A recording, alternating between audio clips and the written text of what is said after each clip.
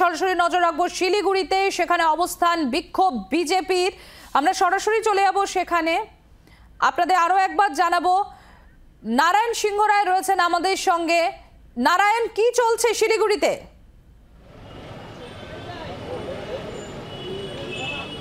দেখো, শিলিগুড়ির air view মোড়ে এই যে মহানন্দা ব্রিজ, এই ব্রিজের পাশেই কিন্তু আমি তুহিনকে বলবো দেখাতে, এই মুহূর্তে বিজেপির বিধায়ক সহ বিজেপির জেলা বিজেপির বেশ কিছু কর্মীরা বিক্ষোভে বসেছেন।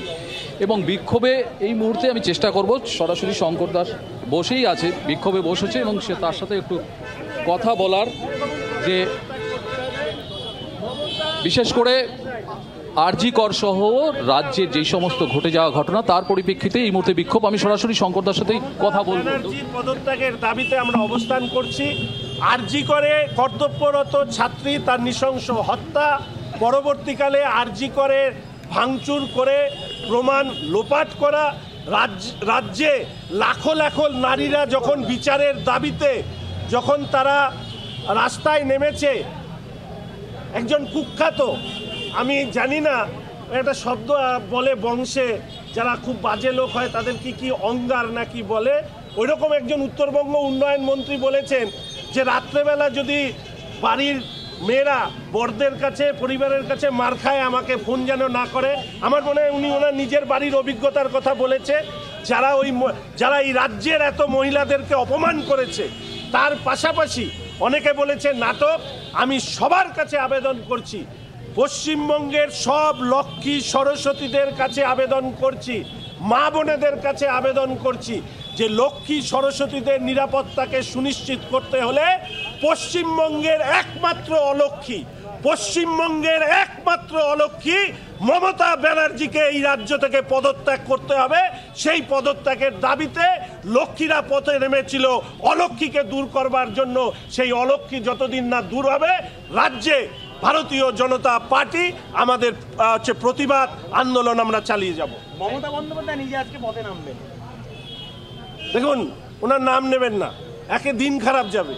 রাজ্যের অবস্থা খুব খারাপ যাচ্ছে, বারবার করে নাম নেবেন না। রাজ্যটা রসাতলে চলে যাচ্ছে ওনার নাম নিতে নিতে। নাম নেবেন না। উনি কোথায় নামবেন, যেখানটা নামবেন পরবর্তীকালে যেন কেউ ওখানে গিয়ে গঙ্গা জল দিয়ে ধুয়ে দিয়ে আসে। আরজি করে যে হামলা হলো পরশুদিন রাতে, সেটা বিরোধীদের দিকেই আঙুল তুলেছে। রাম এবং যে যেমন তার তো মুখও তেমন। এই মুখ্যমন্ত্রী সম্পর্কে ইন্ডি জোটের নেতা বলেছিলেন যে আপনি দুবার মুখ খোলেন, একটা খেতে আর একটা মিথ্যে কথা বলতে। স্মরণ করাতে চাই না আর ওনাকে ওনার নাম, শুধু বলি মুখ্যমন্ত্রীকে, ক্ষমতার দর্পে এমন কিছু করবেন না যা সারা রাজ্যের মানুষের যে ঘৃণা গতকাল রাত্রে, গত 14 তারিখ রাত্রে বর্ষিত হয়েছে আপনার প্রতি, তার আরও কয়েক গুণ বেড়ে যায়। কলকাতাতে 4-5 হাজার লোক সংগঠিত করে হসপিটালে ভাঙচুর করার ক্ষমতা সমস্ত রাজনৈতিক দল অ্যাপার্ট ফ্রম তৃণমূল কংগ্রেস এ কাজ কেউ করবে না, কারণ এই ধরনের ঘৃণ্য কাজ আর অন্য কেউ ভাবতে পর্যন্ত পারে না। কলকাতাতে বিরোধীদের ভোট দিতে দেন না, প্রার্থী দিতে দেন না, আর 5,000 লোক নিয়ে এসে তারা ভাঙচুর করবে। মিথ্যার বলিহারি।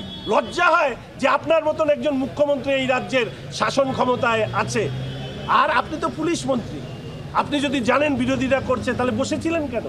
তাহলে কি এই আরজি করে ডাক্তারের যখন নৃশংস এই ধরনের শারীরিক অত্যাচার ছিল, তখন তো আপনিও পুলিশ মন্ত্রী, তাহলে আপনি বসেছিলেন যে এইগুলো হোক, আর আপনি সেগুলোকে বন্ধ না করে।